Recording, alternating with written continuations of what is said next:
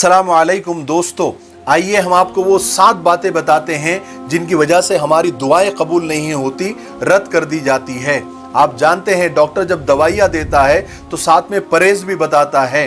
बीमार अगर सिर्फ दवाइयाँ खाता रहे और परहेज ना करे तो दवाइयाँ भी असर नहीं करती।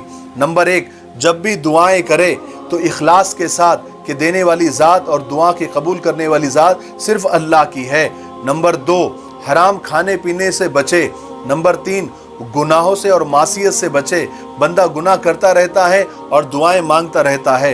नंबर 4, अपने पिछले गुनाहों से तौबा करे और आइंदा गुनाह न करने का पक्का इरादा करे। नंबर 5, कभी नेक कामों में और भले कामों में देर न करे। नंबर 6, दुआ से पहले दरूद शरीफ और दुआ के आखिर में दरूद शरीफ का ज़रूर एहतमाम करे। नंबर 7, अपने नेक कामों का वसीला खुदा को ज़रूर दे कि फ़लाना काम मैंने तेरे लिए किया था।